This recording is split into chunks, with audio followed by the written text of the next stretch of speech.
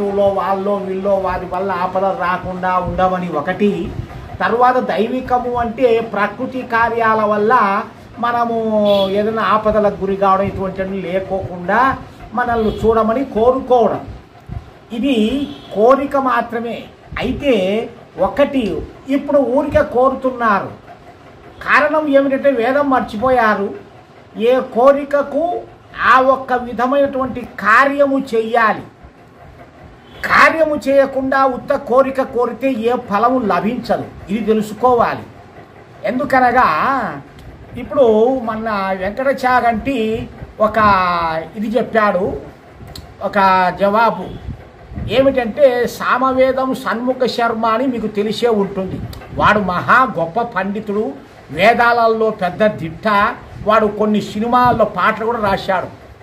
ఈ సామవేదం షణ్ముఖ శర్మ అనేటోడు ఒకరు అభిషేకం చేయాలంటే ఇది పరమేశ్వరునికి చెందాలంటే మనము ఆ పూజ చేస్తే పరమేశ్వరునికి ఎట్లా పోతుందయ్యా, ఇక్కడ ఈ లింగానికి రాతికి పూజ చేస్తున్నాం కదా, పాలు నెయ్యి పెరుగు ఇవన్నీ వేస్తే దేవుడికి ఎట్లా చేరుతుంది, ఇదంతా నష్టము కదా.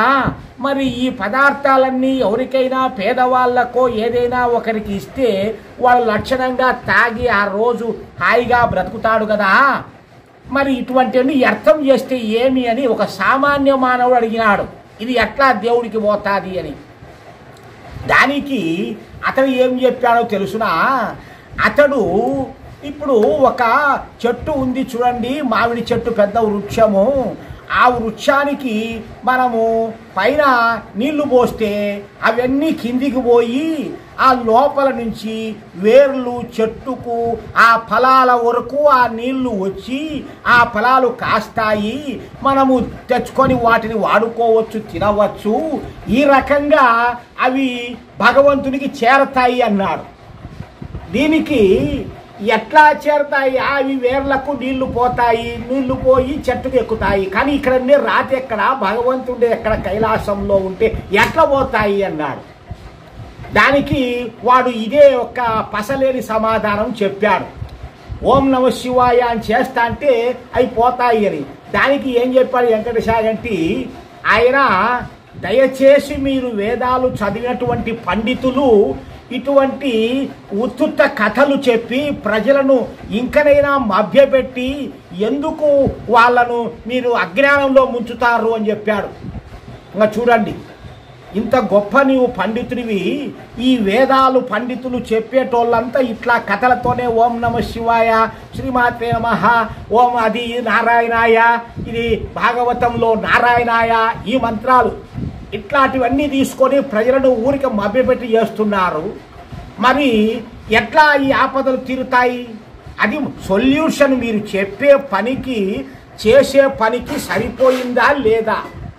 శాస్త్రపరంగా సైన్స్ పరంగా సరిపోవాలి. మరి ఏ రకంగా చేస్తున్నారు అని దయచేసి అటు చెప్పకండి అని 2-3 సార్లు మందలించాడు ఆయన ఒక దాంతో చెప్పడంలోనే. ఈ రకంగా ఈ యొక్క చేసేటువంటి పండితులు ప్రజలకు ఈ విధంగా నేర్పించారు.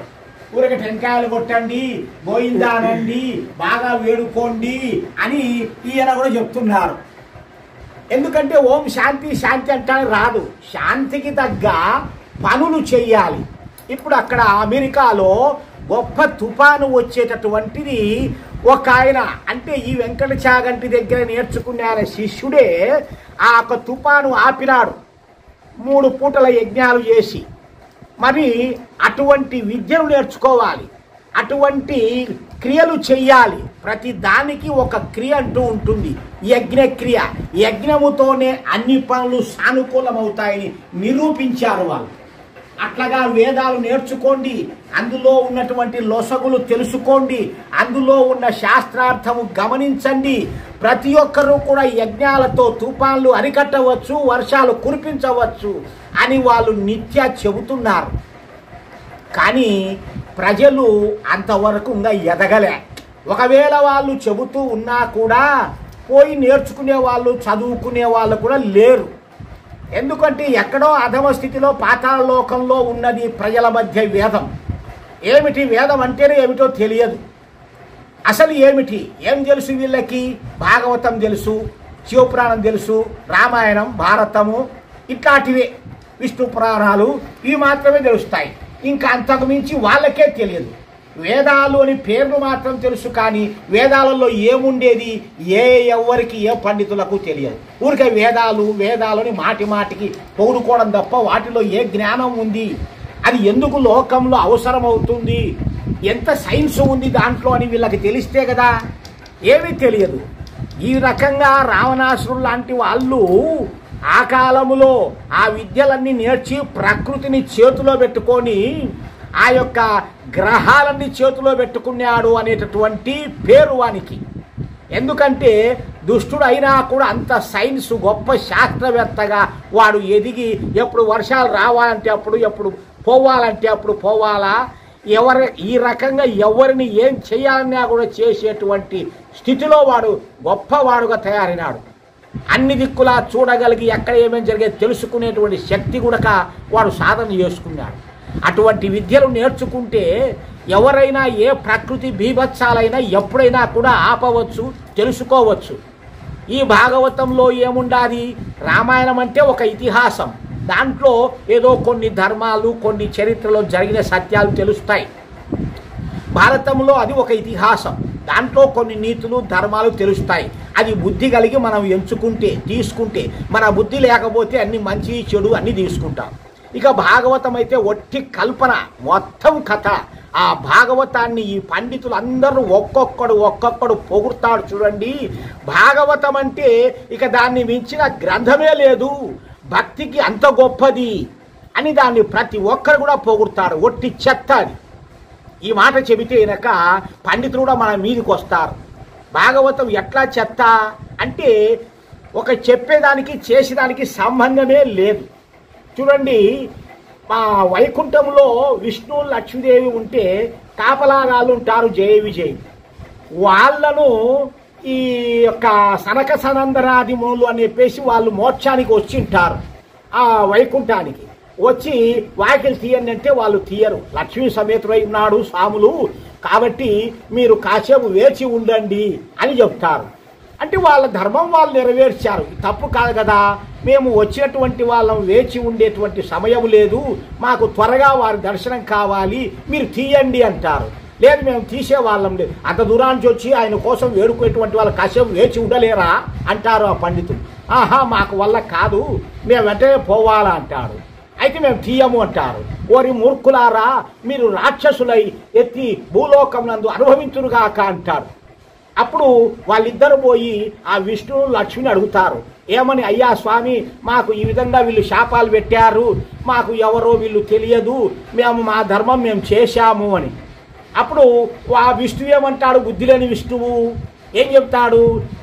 వీళ్ళు శాపాలు పెట్టే తిరుగులేదు, జయ విజయులారా, నా చేత కూడా కాదు వాళ్ళు శాపాలు మళ్లించడానికి, మరి మీరు ఏం చేస్తారు అని అంటే, ఎట్టయ్యా స్వామి, మేము మీ పాదపద్మాలు విడిచి మేము ఉండలేము, మాకు త్వరగా చెప్పండి అంటే, 3 జన్మలు రాక్షసులుగా పుట్టి మీరు అనుభవించండి, ఆ జన్మల్లో నేను పుట్టి మిమ్మల్ని సంహరించుతాను, లేక 7 జన్మలుగా మంచివాళ్ళుగా పుట్టి బ్రతికి రాపోండి భూలోకానించి అని చెప్తారు.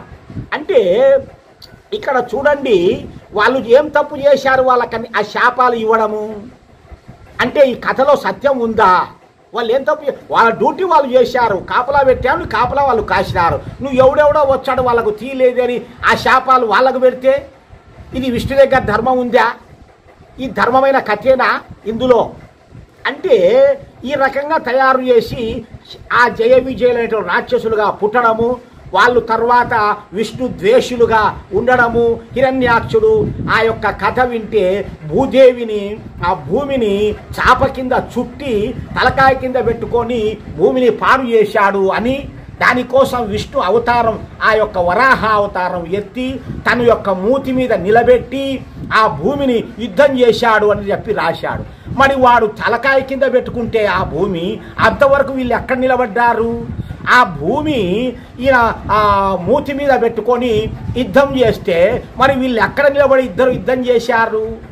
ఈ కథకు ఆన్సర్లు ఉన్నాయా? ఇవి కవిత్వాలు కాకపోతే సొల్లు కబుర్లు కాకపోతే ఇటువంటి సొల్లు కబుర్లు సొల్లు కథలన్నీ రాసి రాసి ప్రజలను మభ్యపెట్టి వాళ్ళను మొత్తము మూఢభక్తికి అంకితం చేశారు. అట్లనే తర్వాత రావణుడు కుంభకర్ణుడు అని ఒక జన్మలో పెట్టాడు. నెక్స్ట్ కృష్ణుడు కంసుని చంపాడు. కంసుడు ఒకడెవడో శిశుపాలుడు కాదు ఒకడు శిశుపాలుడు కాదు దంతవక్తుడు ఈ దంతవక్తుడు అనేటోడు వాడి కొడుకేమో జరాసంధుని కొడుకు. వీళ్ళుగా పుట్టారు అని చెప్తారు. మరి ఒక్క దుష్టులను చంపడానికి భగవంతుడు జన్మలెత్తి పుట్టి పెరిగి రావాలా? వాళ్ళంటే కర్మ కోసం పుట్టారనుకుందాం. ఈ కథల్లో ఏమన్నా పస ఉందా? సత్యము ఉందా? భాగవతం ఇంకా భక్త అజామిలుడని ఒక కథ ఉంది. ఈ అజామిలుడు అనేటోడు ఒక గొప్ప బ్రాహ్మణుడు, పండితుడు. వాడికి 10 మందో ఎంతమందో సంతానం, 11 మందో.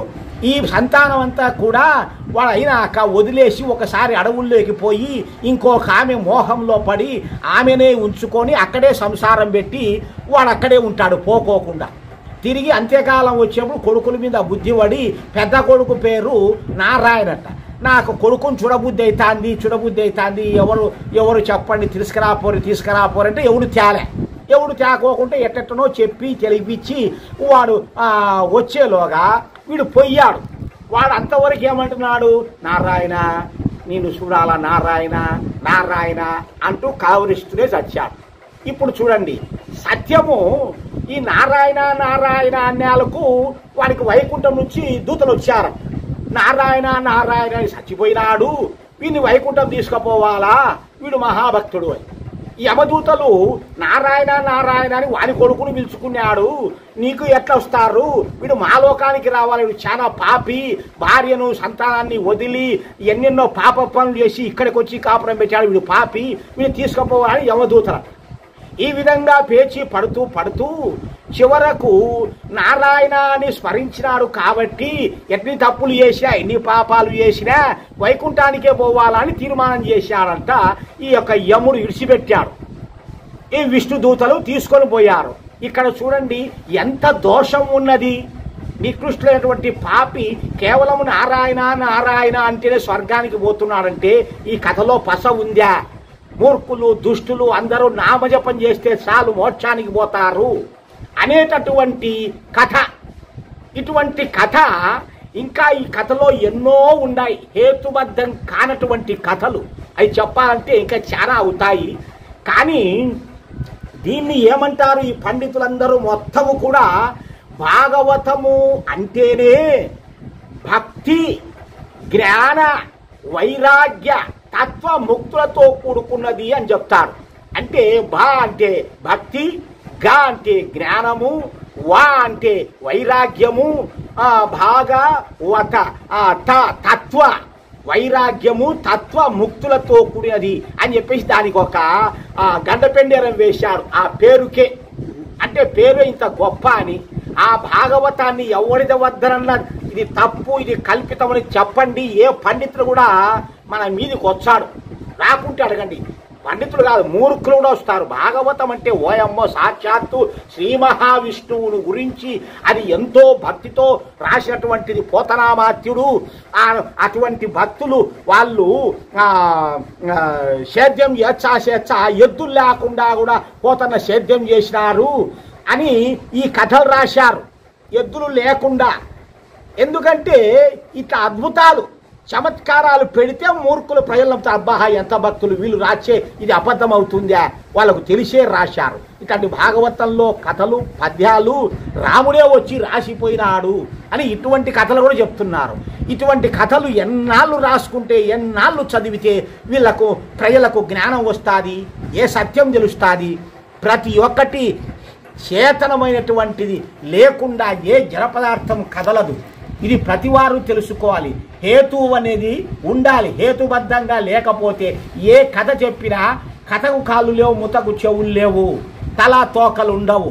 కథలు మాత్రమే అవుతాయి కానీ కవిత్వాలు అవుతాయి కానీ పవిత్యాలు అవుతాయి కానీ వాటికి ఆన్సర్లే ఉండవు. కాబట్టి భాగవతము అంటే ఒక గొప్ప భక్తిది. ఇప్పుడు చూడండి, ఇందులోనే ఈ వామనుంది. వామడు ఇంత జంపు రోంత జంపు ఉంటాడు. వాడు పుట్టి వాడు కోరతాడు, నాకు 3 అడుగులు ఇవ్వమని చెప్పేసి. కోరిన తర్వాత వాడు ఇచ్చేటప్పుడు ఒక కాలు ఆకాశము పైకి పెట్టాడంట, ఒక కాలు కిందికి పెట్టాడంట. 2 అడుగులు అయిపోయినాయి, నాకు 3 అడుగు ఆడబెట్టాలా అంటే నా నెత్తిన పెట్టు అన్నాడంట. చూడండి, ఇక్కడ ఒక భూమికి ఒక కాలు సరిపోయింది. ఇక ఆకాశంలో ఎన్ని భూములు ఉన్నాయి? కోటానుకోట్ల భూములు, నక్షత్రాలు ఉన్నాయి. ఒక కాలు పోతే ఆకాశానికి ఇంకా మిగతా ఎన్ని అడుగులు పెట్టుకోవచ్చు? ఈ ఆకాశములో ఎక్కడి నుంచి వీడు అంత సంపు సాగి పెడతాడా? ఈ వామనుడు అవతారం ఈ దశావతారంలో చేర్చారు. ఇది ఏమైనా హేతువుకు సరిపోతుందా? ఒక్క భూమి చిన్నది, చిన్న భూమికే ఇంత ఉదయం. సూర్యుడేమి, చంద్రుడేమి, నక్షత్రాలేమి, ఎన్ని కాళ్ళు ఉన్నాయా విష్ణువుకు? ఆ ఒక వామన అవతారానికి ఎంత అభూత కల్పనలు అంటే ప్రజలను మాయ చేసి, మోసం చేసి, మూర్ఖాచారంలో పడవేసినారు. సత్యము వీళ్లకు ఎంత చెప్పినా బోధపడదు. సత్యము, శాస్త్రము, సైన్స్ పరంగా ప్రతిదీ, దేవుడు కూడా సైన్స్ పరంగా నిరూపణ తెలుసుకోవాలి. సైన్స్ పరంగా చేస్తేనే దేవుడు కూడా పలుకుతాడు అనే జ్ఞానం ఎప్పుడు వస్తుంది? ఎప్పటికీ రాదు. దానికోసం ప్రయత్నం చేస్తే కదూ. ఒక్కొక్కడు ప్రశ్న అడుగుతా అంటాడు. ఆ వెంకటశాగంటి గారిని ఏ విధమైనటువంటి ప్రాథమిక విజ్ఞానం కూడా వానికి ఉండదు.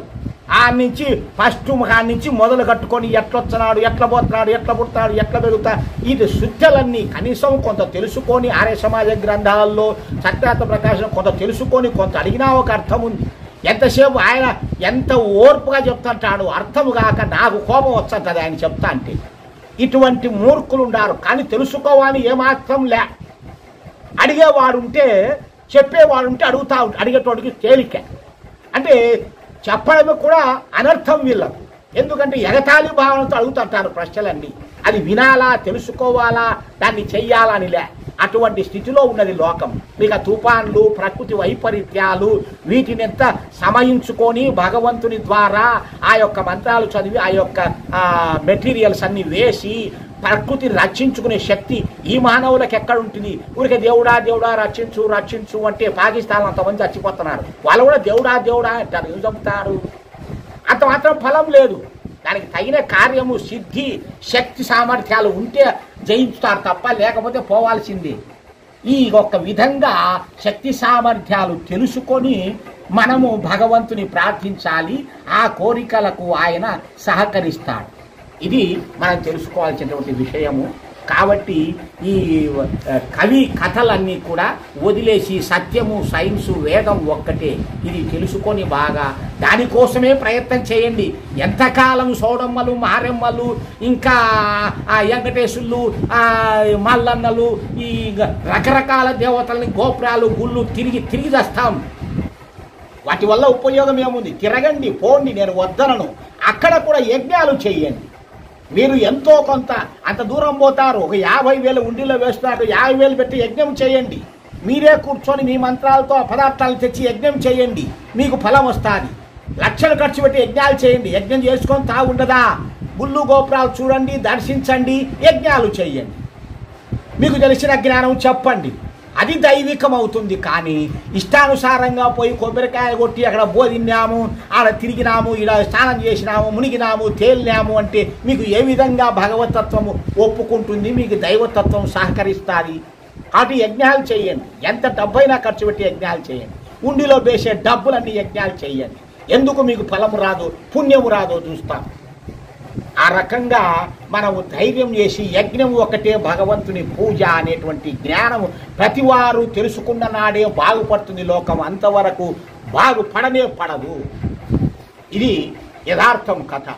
కాబట్టి ఇంతటితో ముగిస్తాము. అందరూ కూడా తెలుసుకుంటారని ఆశిస్తాను. ఓం.